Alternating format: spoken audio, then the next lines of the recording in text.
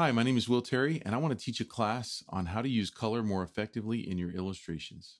So let's go. Dealing with color, I've broken it down into 3 simple steps that you should evaluate your work on, okay? And those are harmony, mood, and focal point. And so we're going to talk about each one, starting with harmony. And so the first one, I've broken down into 3 more steps, which is limited palette, a ground color, and working across the image. Now, these are each techniques that you can use. You don't have to use each of these 3. You can use one or more or all 3 of them in your work. And but these 3 are definitely meant to help you gain more harmony. And harmony is really like, I like to describe it as, if you think about flavors that go together, you probably won't eat pickles with ice cream. Most people don't like those 2 flavors going together. They clash. And if you think about the colors that you wear when you pick out clothing, there are certain colors that just don't really go together. And the interesting thing about that is there are in my world, there are no colors that just automatically never go together. But when we talk about clothing, we think, well, those colors don't go together. And that's because if you have, let's say, a pink shirt and an orange pants, those 2 colors are competing for predominance, right? So think pink fuchsia shirt, bright orange pants. Most people are going to say those clash. Could they work in a painting? Yes, they can. You can make them work, but much harder than having one dominant color. And we're going to talk about some of that. So in this first painting that I have here, what we've got is a lot of really saturated colors. And we'll be talking about saturated colors more in later on in this little lesson. But the more saturated, the more pure, the more bright, the more vibrant the color is, the more potent the color is, right? And then we talk about the opposite of saturated would be neutralized color. So neutralized would be getting closer to grays, where there's hardly any of that same color visible. So the first painting it's got a lot of saturated color, and it's got a lot of different saturated colors. And the second painting has a very limited palette. In other words, basically blue and orange and using white and black. So if I isolate those colors out, it looks something like this, right? And you can tell if your painting is unharmonious the more of these saturated colors you introduce, usually. Now, that's not always the case, but in many cases, especially in the reds, the more saturated reds, and when I talk about saturated reds, I'm talking about this is a red, this pink is a red. They're all in the red family. They all have mostly red in them. Even the purple, these, and the brown, these are all different reds. And anything warm, warm colors. Again, we talk about this in the magic of color. We talk about this in the class Painting Color and Light. Those reds, when saturated and used like they are in this case, they're all vying for your attention. They're all trying to get your attention. Whereas in this painting by Clement Lefebvre, I'm not exactly sure how to say his name. You've got very limited orange for accent and highlight, and then you've got everything else is basically blue, a gradated version of blue, either darker or lighter. But and that's a really, really simple limited color palette, but you can see how it works there. Okay. Do you guys have anything you want to add in there, or can I keep going?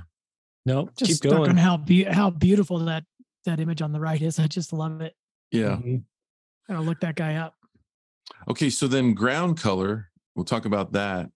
And this is a zoomed in, cropped version from the Virgin of the Rocks by Leonardo da Vinci. And a lot of old master painters, they use this technique. Some people call it a grisaille. Which is a French word. It's like there's a bunch of L's and E's, and It looks like grisaille. And then, but a lot of people call it just using a ground color. And that is almost always a warm brownish, beige kind of color that basically unifies your whole painting together. And so I actually did a painting for this class to use to kind of demonstrate some of that. So I took this sketch from the Children's Book Pro class that I did with Jake and Lee, and I used a ground color. So that's a ground color put in there. Okay. And then what that does, if you don't paint over the whole painting, over that whole, if you don't cover the whole thing over, some of that ground color will show through your painting. And because I use texture, I'm painting in Photoshop, but this is how I used to paint in acrylics. And if you don't cover over the whole painting, you will have that warm color coming through your whole painting. So this is another way to build harmony into your painting, because as you can see here now with the color over it, there's a lot of that same color sticking through. So here's that ground color again, and you can see it again there with the paint, with that brown showing through, and it shows through everywhere. And because of that, it's unifying the painting with those same colors. That color is influencing the greens. It's influencing even the colors that are coming through the blues and the grays and the purples and all those colors. That's really nice. Oh, thanks. I like how the colors sort of dusted in, and you can really see that orange popping through, especially towards the edges of the items where it's painted, like the ceiling as it gets towards the wall. It's really nice. I tried to exaggerate it to demonstrate this. So yeah, thanks. And then so working across an image is another technique. If you're working digitally and you don't want to use a ground, but you want harmony in your painting, another way to do it is to work across your painting. And this one up here, the artist, basically looks like they use markers, and they colored this object red, and then they colored this object purple, and then they colored this object orange, and then they colored this part of the baby's hair blue, and so they're introducing these different colors sporadically throughout. And because they don't repeat, because they're not blending together, if you think of color harmony as like in cooking, a stew basically has food harmony or taste harmony, which is if you taste a carrot, it's going to taste like, if you use beef as the meat, it's going to have some beef flavor to the carrot. Same with the potatoes, same with the celery and whatever else you have in there, right? If you have garlic in there, the meat is going to taste like garlic. The carrots are going to also taste like garlic, and they're blending together. This is not blending. And so this is a way not to have good color harmony. Here's an example of an image where the artist is, and if I were working on this painting, I would take a green, and the green that the artist used is repeated throughout. It's like, well, I'll use that green on the badger sweater, and I'll use it on the elephant's feet, and I'll use it on a book, and I'll use it on the rabbit and the fox, and I'm going to put touches of that. And it's in the plant and in the chalkboard, and those colors are repeating throughout the whole thing. And then we're going to repeat the same orange and so forth and so on like that. And the focal point on that one, which we're going to talk about later, actually is the purple, because it's the largest, and it's also really the only time purple is used. So that's a good way to create. Those three ways are good ways to create harmony in your painting. That's something that we look at when we're critiquing images. We really want to see color being used harmoniously. So that's number one. Okay, really quick, going back to that first limited palette that you showed. What was the name of the artist that you were showing with the winter? It's Clement Lefebvre, I think is how you say his name on the lower there. Lefebvre, something like that. I never took French, so.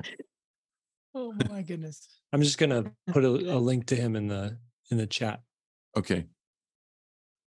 Hey, real quick, Will, before you move forward, go back one slide real quick where you show both those. I think what's interesting, Jake and I are watching this lecture for the first time, even though we've all talked about these principles. And you know what? They have to like it. Well, the second image, it's really interesting because it's almost the same palette as the first image, except for they made the colors more harmonious. I mean, you got a purple, you've got a warm reddish color, like that orange. Like the colors aren't that different. It's just you can tell in the first one they just colored like a coloring book where it's full saturation, and like you said, each item it contains its own color without spreading it around. But the other one looks like it's, each color is mixed into the other color. So even the Right. greens have a little bit of what was making the purple, and the purple has a little bit of the red that made up the red. And so Right. I don't know, it's funny because the palette isn't that different, but once you integrate it all together, like you're saying, work across the image, it makes such a difference in the overall feel for the piece holding together color wise. Yeah. Yeah. I might add, someone in the comments, H. Oakley said, how many colors would you consider to be a limited palette? And that's a really good question. And I would say 3. I like it whenever I do a limited palette. I mean, you can do limited palettes with 3 colors. You could do it with 2 colors. But if you could do 2 colors in black and white. You could do just 3 colors and no black and white. It's very limited, and the more limited you make it, the more you will learn about how to use color, and you'll become more and more successful at using color the more you limit it. One of the big problems if you're painting traditionally is you go to the art store, and there are literally 50 to 100 colors or they're not colors. There's shades of colors and tints of colors um, that you can buy, and really, if you're painting in oils or acrylics, you should only have 6 to 10 tubes of paint in your arsenal. I Maybe only 12. use 5 in watercolor at the Yeah. most, and Yeah. that's why I can almost make any palette or paint any color in there because they all mix together no matter what. Because it's such a limited amount of pigment that it'll hold together almost no matter what you do. The problem is when you start using everything, and it's a different way of answering that question.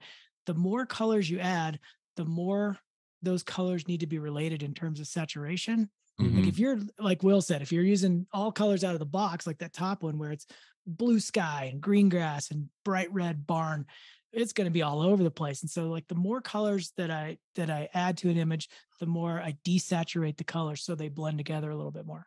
Yeah. Here's the artist I was talking about. Mm. And Yeah. Okay.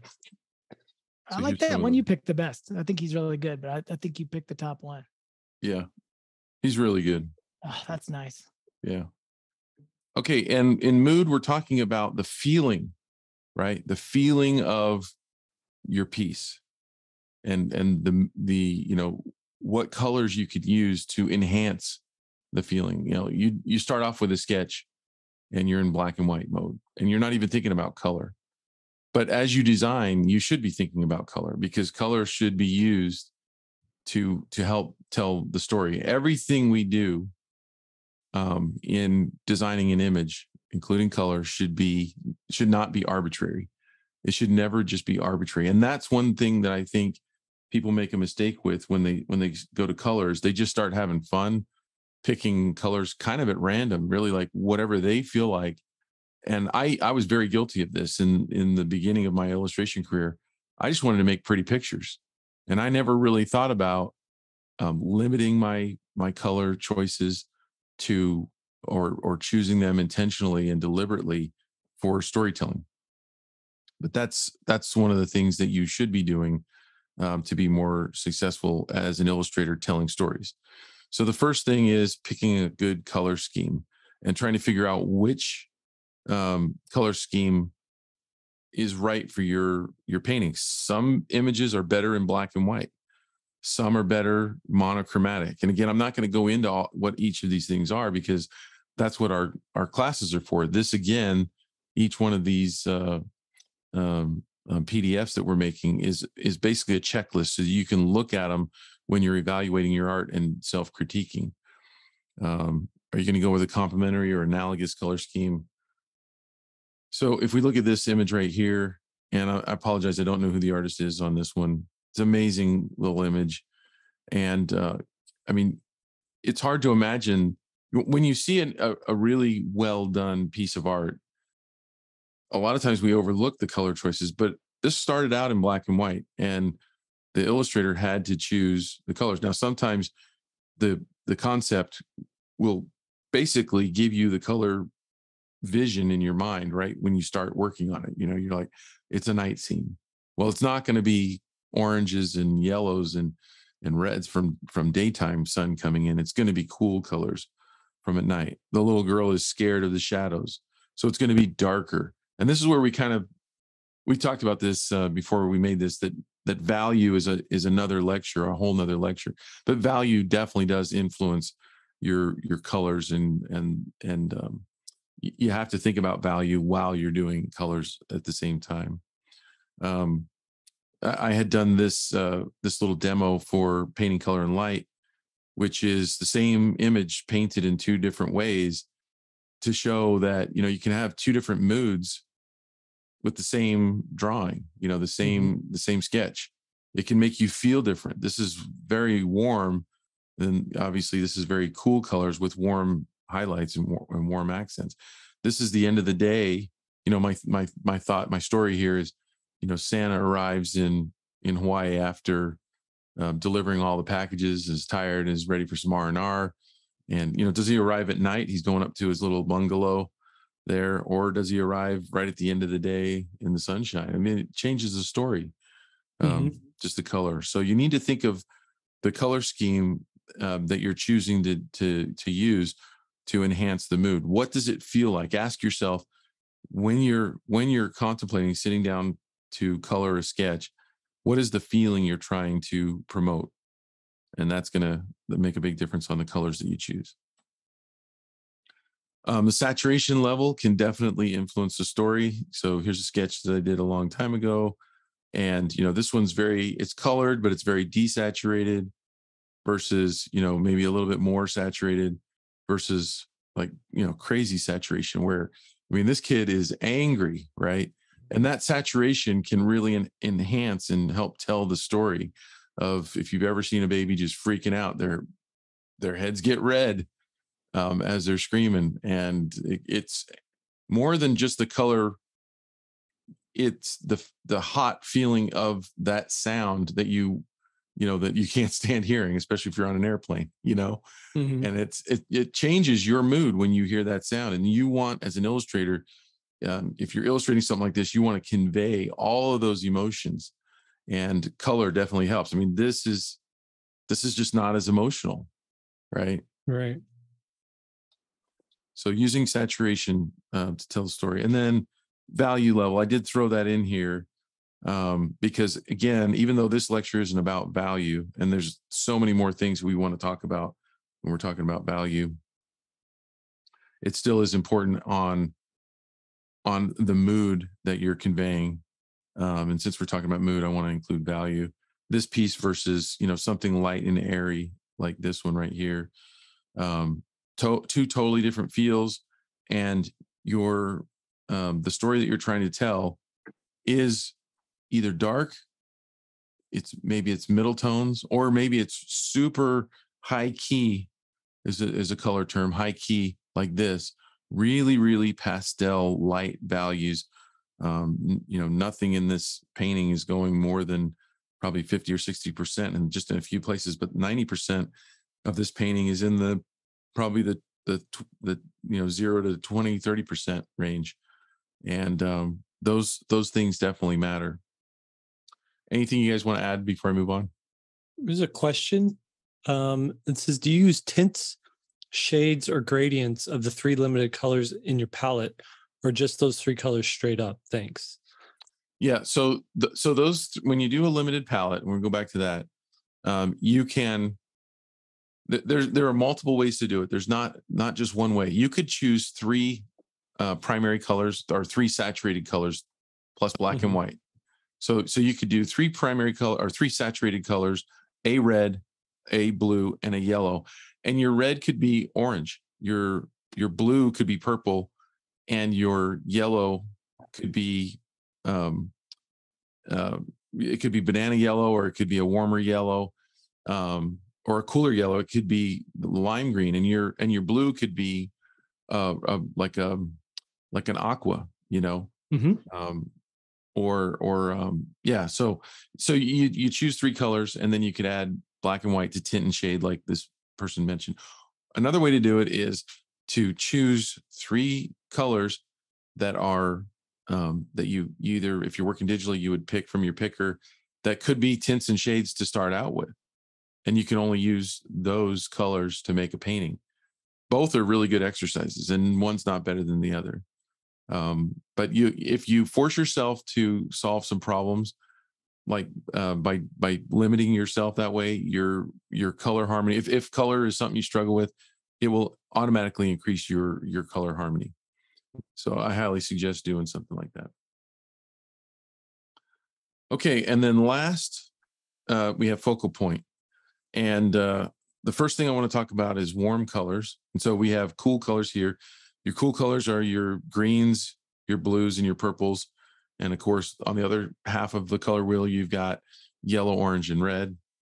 And so if I add some warm here, now that warm color right there is the same value. Everything I picked for these colors are, if you're familiar with digital painting, it's in the middle of the color swatch that you can pick from, the square color swatch. So if white is on one side and black is down in the corner, and then you have your color up in the other corner, it's right in the middle. So these colors all have a little bit of white, a little bit of black, and then some of the saturated color. So they're middle tones, okay? But look at what happens when we put those warm colors on there. Which do you see first? And you're going to see the warm colors. The warm colors come forward, we say in color theory, or we see them first, and the cool colors recede, or we see them secondarily. And so another thing we can do here is I've taken warm colors and I went further towards the gray, further towards zero color, like halfway away from saturated yet again. And those warm colors still come forward. So they have less pigment in them, a lot less color, but because they're warm, they still come forward. So you can use that to your advantage in paintings and really it comes down to focal point. It's always going to be easier. The easiest thing to do to create a focal point is to make your focal point red, or a derivation of red, orange, pink, something like that. Any of those warm colors are going to come forward against cool colors. Now, can you change that? Can you make a cool color come before that warm color? Yeah, you can. And that's with a higher saturated color, like this green. So now you're going to see that green color before you see those warm colors, and before you see those cool colors. So there's a hierarchy there. What about if we use blue, like a really saturated blue? So now we're getting into a little bit more technicalities with color, and in color theory they would call these probably like getting closer to vibrating colors, where because blue is so low on the contrast, or so dark contrasting on the color wheel compared to like a yellow, its saturation is making us see it, but we're also seeing the other colors pretty much at the same level. And so those colors are really competing. That would not be a good way to make a focal point with that saturated blue under these circumstances right here. Anything you guys want to add?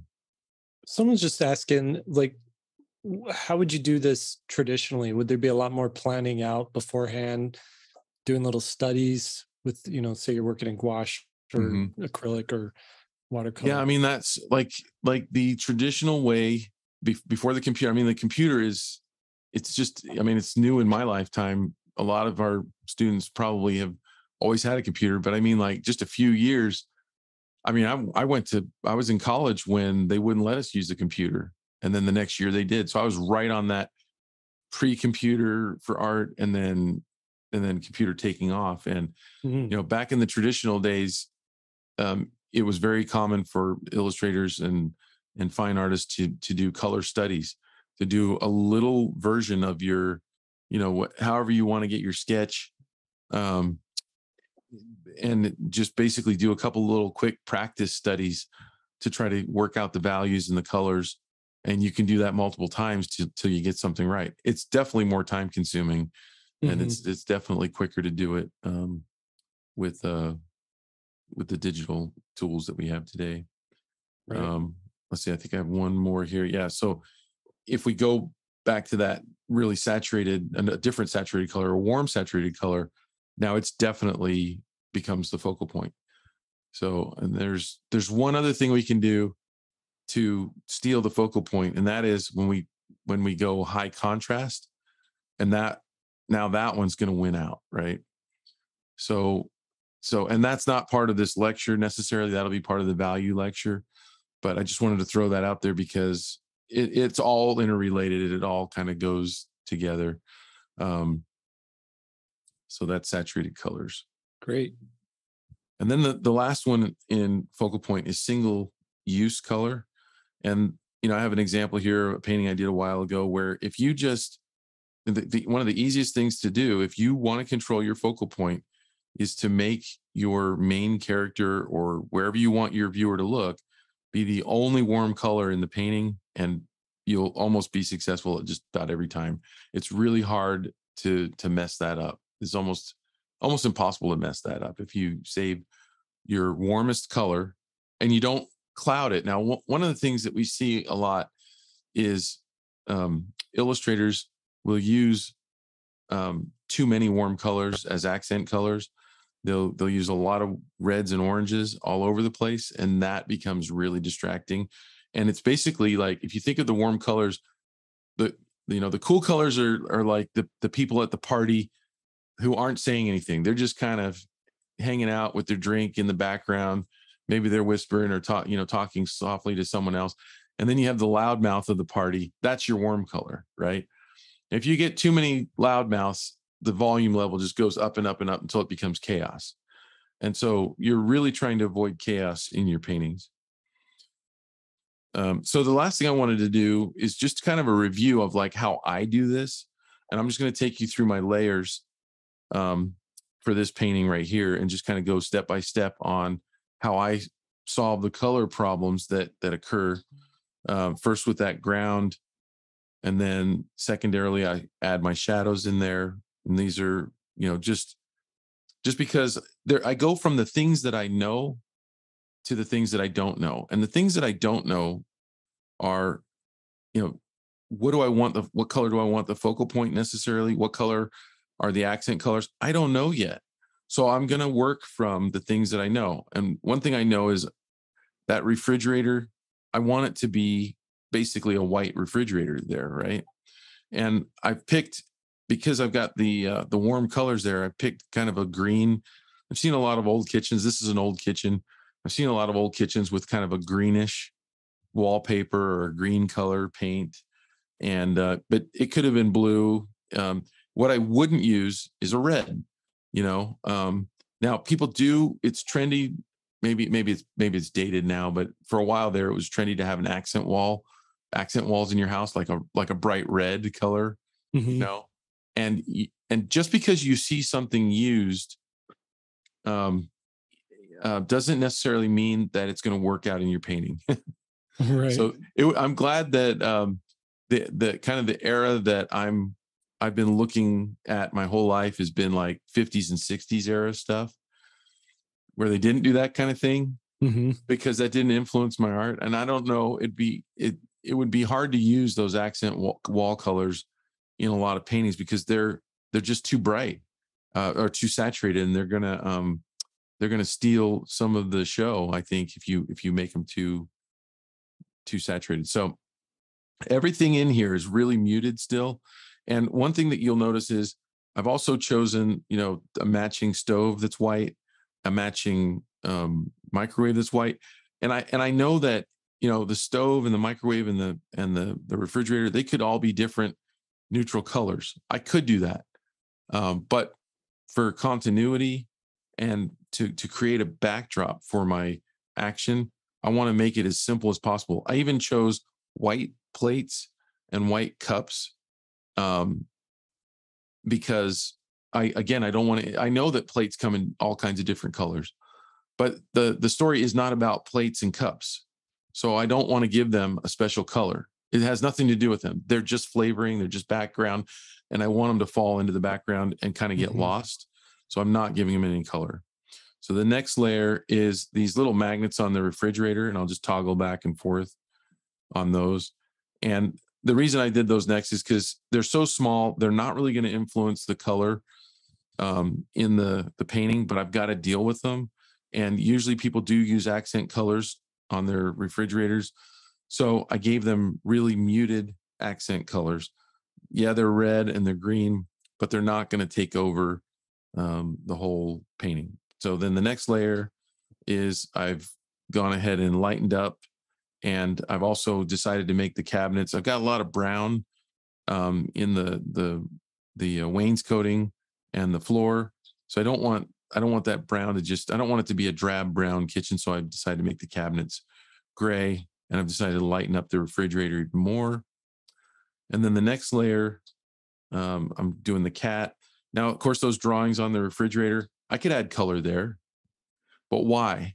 It's not about the drawings on the refrigerator. Again, they're just background, right? They're just flavoring for where we are. If I had too many colors, I'm gonna approach chaos. So I don't want to do that. Next layer is the skin tones on the little boy.